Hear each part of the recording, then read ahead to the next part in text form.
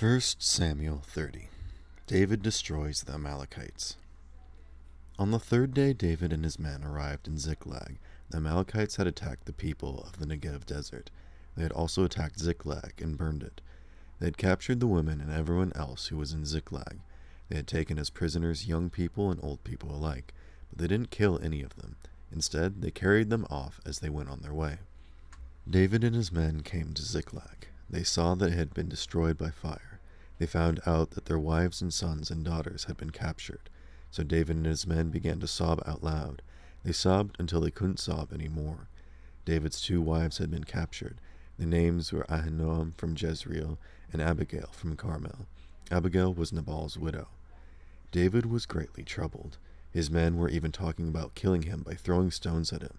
All of them were very bitter because their sons and daughters had been taken away. But David was made strong by the Lord his God. Then David spoke to the priest Abiathar, the son of Ahimelech. He said, "Bring me the linen apron." Abiathar brought it to him. David asked the Lord for advice. He said, "Should I chase after the men who attacked Ziklag? If I do, will I catch up with them?" "Chase after them," the Lord answered. "You will certainly catch up with them. You will succeed in saving those who were captured." David and his 600 men came to the Besor Valley. Some of them stayed behind there. That's because 200 of them were too tired to go across the valley, but David and the other 400 continued the chase. David's men found an Egyptian in a field. They brought him to David. They gave him water to drink and food to eat. They gave him a part of cake of pressed figs. They also gave him 2 raisin cakes. After he ate them, he felt as good as new. That's because he hadn't eaten any food for 3 days and 3 nights. He hadn't drunk any water during that time either. David asked him, "Who do you belong to? Where do you come from?" The man said, "I'm from Egypt. I'm the slave of an Amalekite. My master deserted me when I became ill 3 days ago. We attacked the people in the Negev desert of the Kerethites. We attacked the territory that belongs to Judah. We attacked the people in the Negev desert of Caleb, and we burned Ziklag." David asked him, "Can you lead me down to the men who attacked Ziklag?" He answered, "Take an oath in the name of God. Promise me that you won't kill me. Promise me that you won't hand me over to my master. Then I'll take you down to them." He led David down to where the men were. They were scattered all over the countryside. They were eating and drinking and dancing wildly. That's because they had taken a large amount of goods from those they had attacked. They had taken it from the land of the Philistines and from the people of Judah. David fought against them from sunset until the evening of the next day. None of them escaped except 400 young men. They rode off on camels and got away. David got everything back that the Amalekites had taken. That included his 2 wives. Nothing was missing. Not one young person or old person or boy or girl was missing. None of the goods or anything else the Amalekites had taken was missing. David brought everything back. He brought back all the flocks and herds.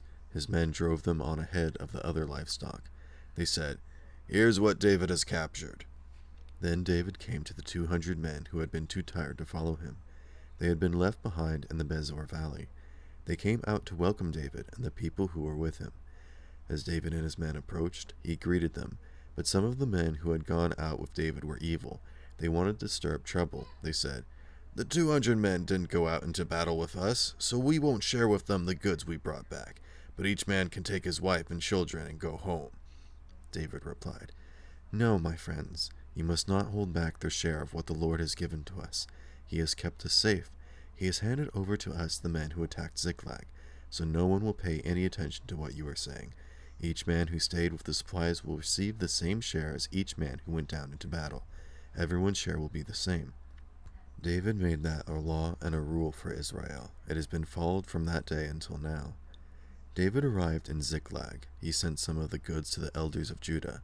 They were his friends. He said, "Here's a present for you. It's part of the things we took from the Lord's enemies." He sent some goods to the elders who were in Bethel, Ramoth Negev, and Jatir. He sent some to those who were in Aror, Sifmoth, Eshtemoa, and Rakal. He sent some to those who were in the towns of the Jerahmeelites and Kenites.